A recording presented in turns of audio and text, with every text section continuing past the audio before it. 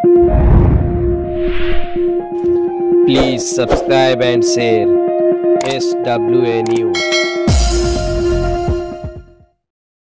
Sir Hindi में जानना चाहेंगे कितने आरोपी थे? सर विस्तार से बताइए, घटना क्या हुई, कहाँ हुई, किन कौन जख्मी थे?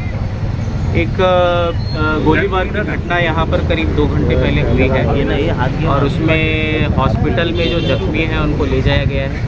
5 लोग जख्मी हैं और साथ में उसमें जो आरोपी है, प्रिलिमिनरी इन्फॉर्मेशन है 2 थे और काफ़ी राउंड फायर हुआ है।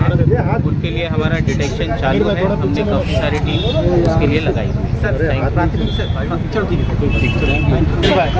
आणि त्यामध्ये जे इंजर्ड आहे त्यांना हॉस्पिटलला ॲडमिट आहे आणि जे आरोपी आहे त्यामध्ये त्यांच्यासाठी टीम्स वगैरे लावले आहे आणि त्यांचे शोध चालू आहे आणि एकदा पुढील अजून त्यावर काय आहे काम चालू आहे डिटेक्शनसाठी। तर जास्त माहिती आता आम्ही नाही देत।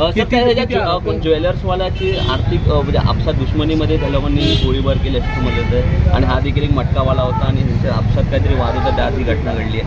जे कारण आता आपसात वादमध्ये झालेले असं आता सांगू शकतो प्रिलिमिनरी आम्ही, पण जे डिटेल्स आहे आणि अजून कशा काय बॅकग्राऊंड झालेले आहे, बॅकग्राऊंड काय होते ह्यामध्ये, तर त्यासाठी आमची इन्व्हेस्टिगेशन चालू आहे। डिटेक्शन नंतर आम्ही डिटेलमध्ये आम्हाला आरोपीची देखील ओळख पटली अशी पोलिसांना आम्हाला समजते आणि आता पोलिसांनी पत्रकार करून आरोपीला